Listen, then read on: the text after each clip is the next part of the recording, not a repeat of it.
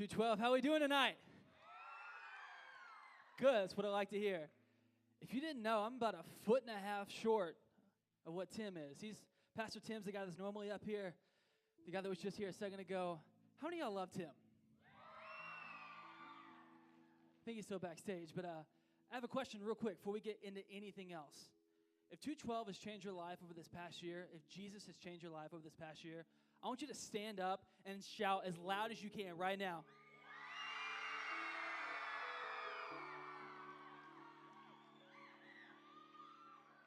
That's good, that's good. We love our church. We love the opportunities that we have here. We're thankful. You can go ahead and be seated. For those of you that don't know, my name's Dustin Maxwell. What up? There's a lot of you here tonight. That's awesome.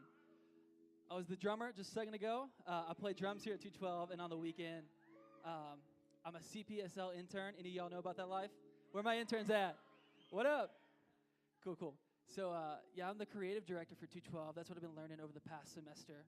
And I've been learning how to put services together, how to run services. Crowd surfing Grady. Any of y'all remember that? That was one of my favorite things. The Cool Kids cover we did just last in part one. Anybody remember the Cool Kids cover? It's good. So stuff like that is stuff that myself and the team put together each and every week for you guys. So if you ever have an idea, let me know. We might do it. We just might do it. Cool. Moving on. Like I said, I'm a drummer. Been doing that forever. But today, Tim has asked me to speak. And I was like, Tim, why? I play drums. I hit stuff. That's what I'm good at. I'm good at hitting stuff. It's like, well, but you got a word in you. I want you to speak it out. So he told me, hey, I need you to speak. He has a brown couch. And the second he told me to speak, that couch got a little more brown. It was an issue because I don't normally do this. But I got the mic tonight, so we're going to have some fun. We're going to get into part 2 of the Cool Kids. Are y'all ready? Y'all ready? Cool. Before we get started, though, I'd like to welcome all of our networks. So give it up for all of them all over the country. We love you. All right. Have y'all ever been afraid? Who's been afraid in here? Pretty much everybody, right? What are you afraid of? Jonah, what are you afraid of? Heights. Okay, we got heights. Spiders, anybody? Spiders? Ooh, what about clowns? Clowns? Ooh, I went to McCall's Pumpkin Patch about a month or two ago, and we went with our guy leaders from 212. And Christian, I love you, but Christian here got scared by an old man in a walker. You know, we were all like kind of bundled up. We were walking, doing our thing. There was a clown here. That sucked. And then there was like a crazy chainsaw over here. He was nuts too. And, you know, those are the people that you should be scared of, Christian. Chainsaw, clowns with axes. But we went through this, like, emergency room scene, and then there was just this old man with a walker. And he just goes, chick, chick, chick, chick, chick, chick. And for whatever reason, Christian just goes and just freaks out. I almost slipped on this glitter over here. Watch out for that. The most insignificant thing of the entire room got you. It's okay. We love Christian. Anyway, what are some other things you're afraid of?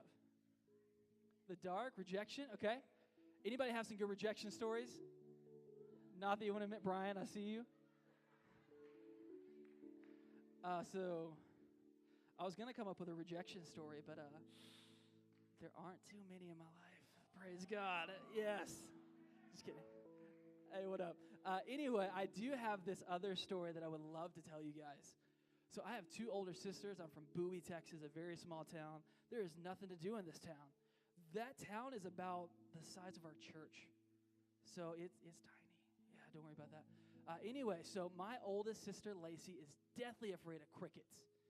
Anybody else afraid of crickets? All right, cool. That sucks. So we had an influx of crickets this summer in Texas, and my friend Colin and I, we're spending the night in my house. We're hanging out. We're having some fun. And then we got this genius idea. Genius. So both of my older sisters, they were away at a Mexico missions trip doing the work of the Lord, you know, good stuff like that. And we were just at home doing nothing because that's what kids do in the summer, right? Anyway, so we were at home, and we got this genius idea. What if we would have pranked my sister? So we took a Pringles can full of alive and dead crickets, and we threw it all up in her bed. I don't make my bed every day, but that time it was just nice. It was perfect. Crickets all up in there. It was a situation. And then I got this idea to one-up it. You know, that's a good prank. Anybody else like pranks? So that's a good one, right? But you know what makes it better? The prank before the prank. So what we did is that we took an alarm system. We rigged it up on the inside of her room.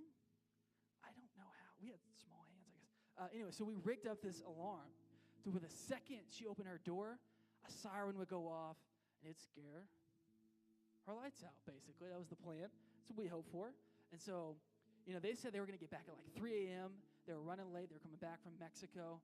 And we're like, you know, we're just going to act like we're asleep because we're going to wait for this. This is going to be so good.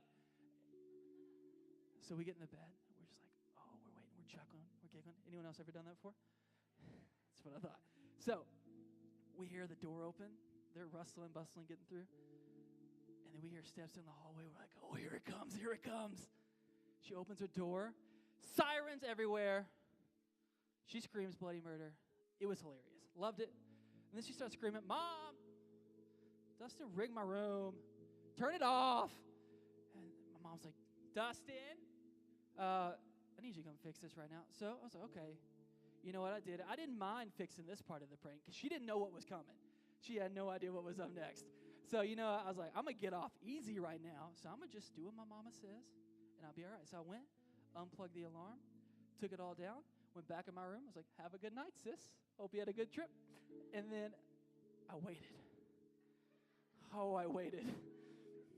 And then the second she goes into her room, there's silence. And then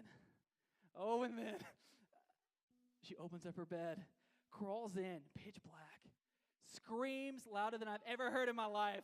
Dead and alive crickets all up in her bed. She is deathly afraid. How's that for a prank? How's that for fear? Yeah, I got in big trouble. Don't do that.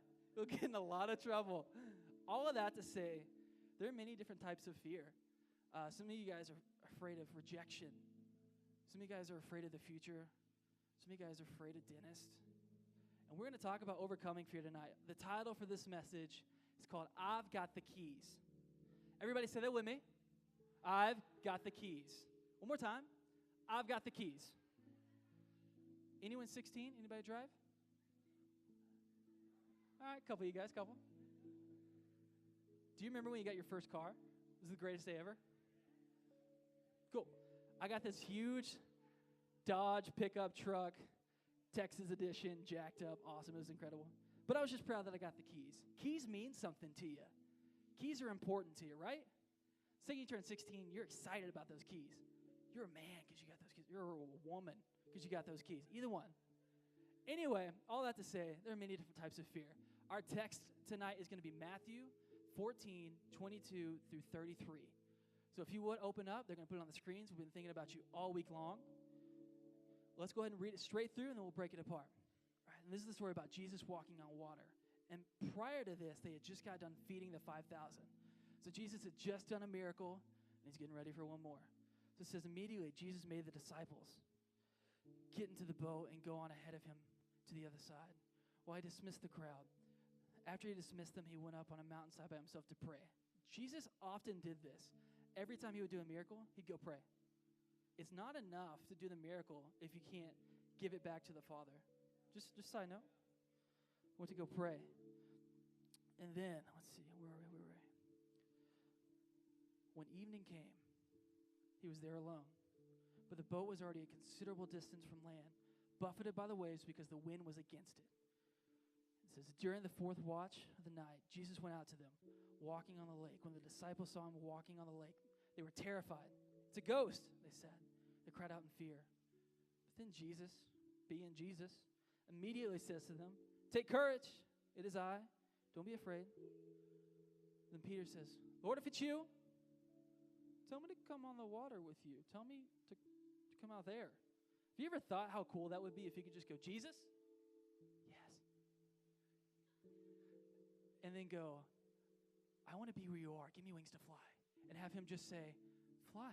How incredible would that be? I'd like it. But so what Jesus says to Peter, he says, come. Peter got down out of the boat, walked on the water, came toward Jesus. But when he saw the wind, he was afraid. And beginning to sink, he cried out, "Lord, save me! Lord, save me! Lord, save me!" And Jesus immediately reached out his hand and caught him. And he said, "You have little faith. Why did you doubt?" And then when they climbed back into the boat, the wind died down.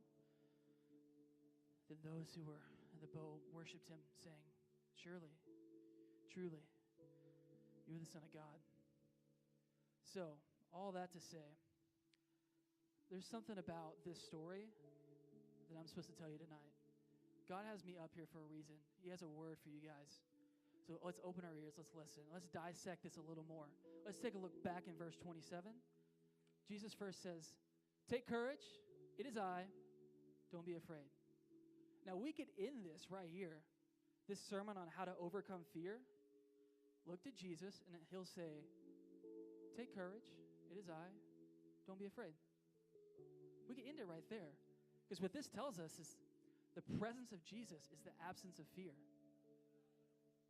We could end it right here, but that's not where the story ends. Peter sees Jesus. He's not afraid. But then Jesus calls him to go do something.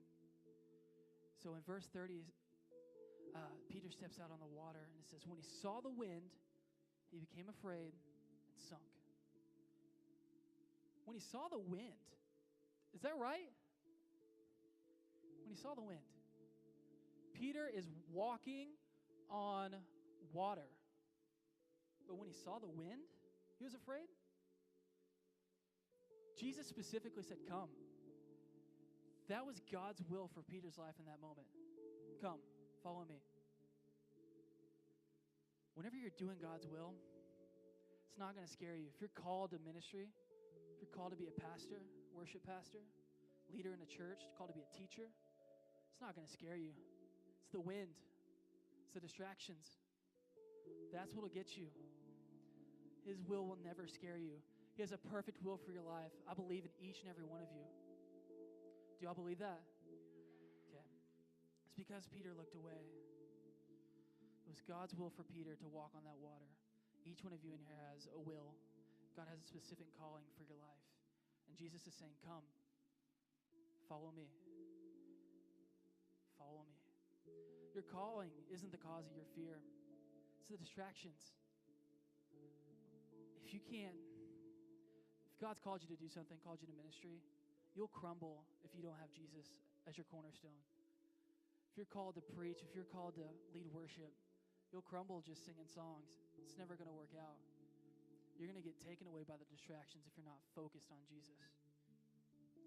So let me help you out, students. Seniors, who are the seniors in the room right now? Senioritis yet? Oh, yeah. Oh, yeah. Let me help you out real quick. Is anyone scared about their future? I was. I had zero idea what I wanted to do. I lived in a hick town, and I played in a band. And I kind of thought I was going to be a cowboy or a rock star. I didn't really know. And I ended up in Albuquerque. So I don't know how that all adds up, but it does. So students, let me help you out real quick, especially the seniors. Listen up. If you're concerned with your future, realize that the opposite of success isn't failure. The opposite of success is unfaithfulness. If you're faithful to God, even your failure, He will work for your good. If you're walking on the water and you stumble, He's going to take you one step forward. It's all about focus. It's about what you're focused on. When Peter stepped out on that water, he had two options. He had two destinations he could have gone. Could have gone towards fear or gone towards faith. You see, Peter looked away, meaning he lost focus. The only difference between your faith and your fears are where you put your focus. What are you focusing on? What are you focusing on? You know, verse 31 says, "You have little faith." He called him out. He said, "Peter, you have little faith. Why did you doubt me?" Peter didn't have doubt in Jesus. He had doubt in himself. Who in here deals with that? I know I do. If you're focused on Jesus, He's always got you. He's always reaching out for you. Focus is a vehicle. Whatever you focus on, It's where it drives you. When he's looking at the distractions, it drove Peter towards fear. And when he's looking at Jesus, it drove him towards faith. Where are you putting your focus? As you go on to the next year, where are you putting your focus? Are you putting it on school? Putting it on your friends? Are you putting it on Jesus? Where are you putting your focus? Let me tell you something that'll help you in this next year. You can't control the condition of your situation, but you can control the atmosphere of your heart. If you have a heart that wants to see Jesus, you will see Jesus. Where are you putting your focus? If you can wake up each and every single day asking, God, where do you want me to go? Do you want me on the water?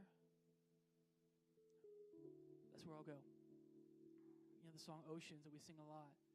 It's a crowd favorite. What up?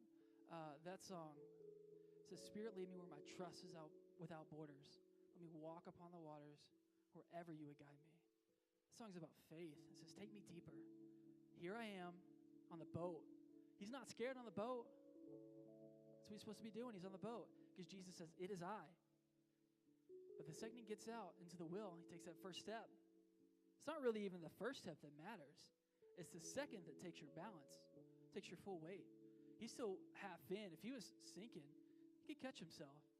The second puts his second foot out, he's fully leaning in on God.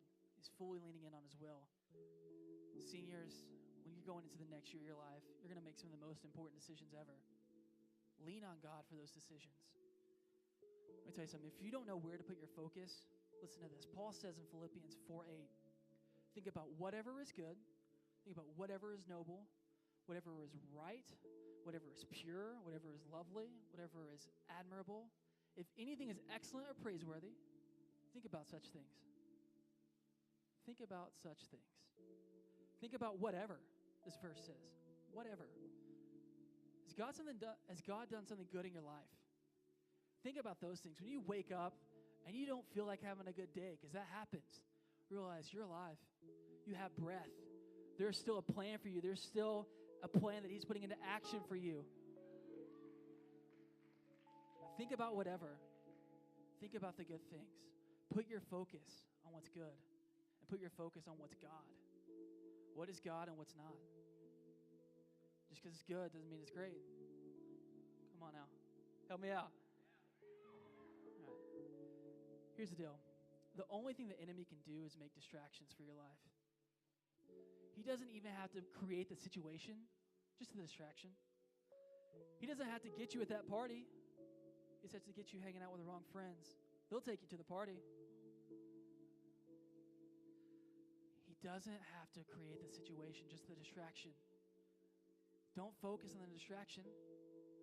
Focus on God. Focus on Jesus, the one that's reaching for you. You know, the enemy will even make you look at what's good.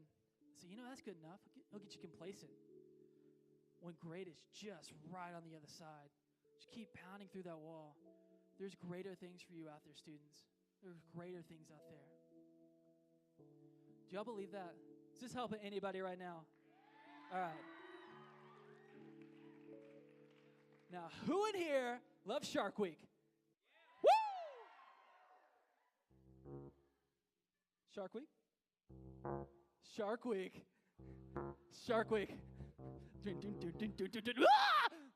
Shark Week. Anyway, I love Shark Week. I wish it was Shark Month or Shark Year. It's on Netflix, but that's not good enough for me. Who in here has not ever seen Shark Week? Oh my. There's a problem, and we're about to solve it. You show them the way. Go ahead.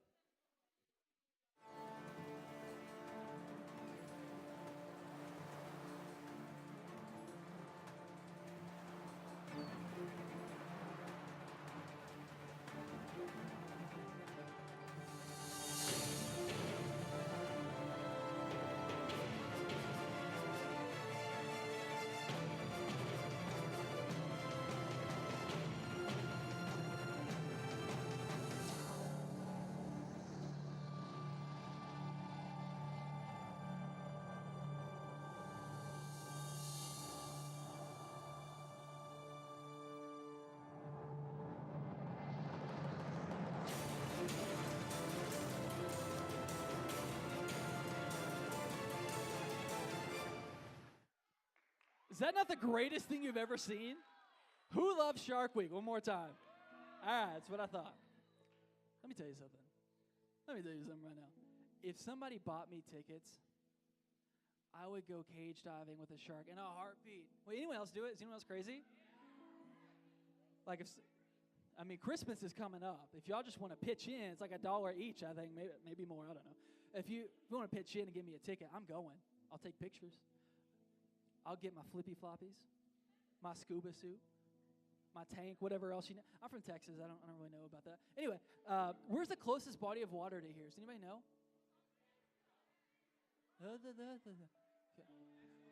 Okay. So it's a ways. So you know, though. You know where to send me now that you know. Good. Here's the deal. I would get in a cage with sharks surrounding me. I would never do it in open water. You can see that's crazy. Nobody wants to do that. But I would with a cage, and I got the key. I might. Yeah, I'm in. But honestly, I'm terrified of sharks. You saw that thing. Just ate the seal in slow motion. That's real. I'm terrified of sharks. But you give me a cage. You got some protection. I feel good. Anyone ever been to the zoo? Isn't it funny how, the majority of those animals in there can kill you? We go watch things that could kill us. And we're just chilling. In Africa, that's real. That's real life. But in America, we take our 4-year-old. See that lion? That lion could kill you right now. But we got a fence, so we're good. That's kind of how I'm looking at this shark thing right now. What if we looked at Christianity like this? What if? What if we approached every day just like that, knowing that we have a cage? Even better than that, Jesus is our cage. He's our protector, our comforter. And like I said before, we've got the key to the cage, just like Jesus has the keys to the grave. What if you were holding your own keys to victory in your own hand? Who in here has keys? Not physical keys. Who in here has keys? Say it with me. I have keys. I have the keys. All right, you know. Now you know. We have the keys because Jesus has the keys. I've got the keys. Now, what about Peter? Let's go back to him for a second. You know what? Anyone ever ask themselves, what if? That's one of my favorite questions. It's also the question that gets me in trouble the most. What if could be a key to the future, could be the catalyst to the next level, or what if could be a bomb in my brain? What if? You know, fear can play off these two words really well. What if? Don't let two words cripple your future. Think about this. Peter was known as the rock. That's what Jesus called him. And he said, on this rock, I will build my church. The local church was almost taken out by two words. Think about that. Whenever he was stepping off the boat into the water, he didn't say what if, but he thought it. You know he did. You know he thought it. What if I don't make it? It's that doubt. He didn't have doubt in Jesus. He had doubt in himself. That's why he looked away. I don't know if I can do this. Where's his focus? It's on the distractions. Two words almost took out the entire church. I wouldn't be here if you listened to those two words. You wouldn't be here if you listened to those two words. As you're moving into 2015, don't let what if cripple your future, but let what if change your future. Here's the deal. Instead, in 2015, listen to Philippians 4:6. It says, be anxious about nothing, but pray about everything. Anxious about nothing, but be in prayer about everything. Be thankful. In this new year and these new opportunities you're going into, singers going into a whole new life. Everyone else, you're stepping up. You're moving up the food chain. Not the shark chain, but the normal food chain. Think about it. Just think about the impact, the influence you could have. But also, think about what worries you. You just need to Elsa that joker and let it go. Let it go. Don't hold on to these thoughts. These thoughts will hold on to you. The thoughts will hold on to you if you hold on too tight. You can control where you put your focus. You're all given free will and a brain. You can control where you put your focus. How about in 2015, you don't ask for more faith? What if you ask for more focus? What if? What if good? What if it went well? What if you were able to put your focus in the things that truly mattered? You were to focus on the good things that Paul talked about. What if you could wake up every morning and focus on, what if Jesus did a miracle today? Do we believe it could happen? What if I'm at my school and Jesus heals somebody today? Could it happen? What if? I mean, people doubt themselves, but you can't doubt Jesus. He proved himself. Think about it. Don't let your current perspective keep you from your purpose. If you're doubting, if you don't know where to put your focus, don't let it get you down. There's a plan for you. There's a potential that's just rising in this room as we speak. You guys are going to do great things, greater things than I've ever done. Just got to control your focus. Focus on Jesus every single day. If your life is consumed with fear, you're focused on the wrong things. You got to refocus your thoughts. As we get closer to the end, I'm going to give you the keys. Like I said, the keys to victory is overcoming fear with fear. Check this out real quick. Let's take the word fear and break it down. Let's see F. Focus on where the fear came from. Okay? So if you're afraid, why? I firmly believe that if you're in a war, you're not going for the grunt on the front line. You're going for the captain, going for the general. The reason the enemy's out to get you is because you have potential on your life. You have a plan on your life. There are big things for you. God has mighty plans for you. The reason you're being attacked is because you're anointed. Check this out. You know you're anointed when the water that you walked on should have walked on you.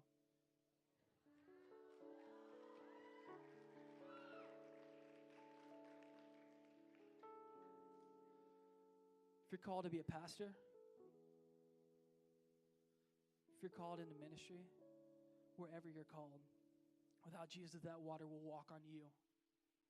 Without Jesus, you'll sink, you'll drown, just like Peter did. Next, moving on, E, eliminate the noise. You got to cut the distractions. It's so easy to get caught up in the busyness, especially around the holidays. There's so much going on, so many things to do. Cut the distractions. Focus on what is good. Focus on what is God. Refocus your thoughts. And if the band would come back up. Moving on, we're going to go to A.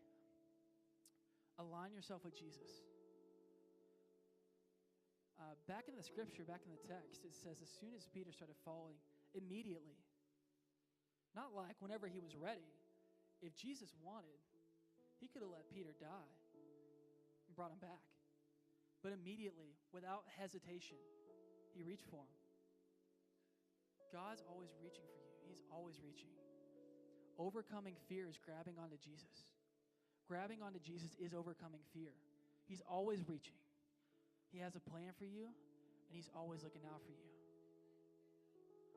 Now let's end it with R. Rejoice. Let's test it real quick. 1, 2, 3. I need one more. 1, 2, 3. All right. Sounds good. Whenever Peter was sinking, the first thing he did, said, Lord, help me. I'm sinking. Help. Even when you're afraid, you still have a voice. The tongue has the power of life and death. Use your weapon. You have power in your words. There's power in the name of Jesus. There's power in calling on the name of Jesus. Do you believe that in this room tonight? We believe here at 212 that worry is the opposite of worship. We believe that worship is our warfare. If you're worried, worship. Some of the greatest times of worship in my entire life have been on days where I haven't felt it. I didn't feel Jesus walking into the room. I didn't feel Jesus in the first 2 songs, in the first 2.5 songs. But on that third, hand made it to about here. And in that service, I got called into ministry. I didn't feel like worshiping, but I said, I'm going to put that to the side. I'm going to refocus and align myself with God. And I'm going to rejoice because I know the plans he has for me, plans to prosper me, plans for a hope and a future. And as we close tonight, if you all would stand, actually. 2 Timothy 1:7 says, God has not given us a spirit of fear, but of power, love, and a sound mind. Now going back to the Sharks, what if you always knew you had the keys to your victory?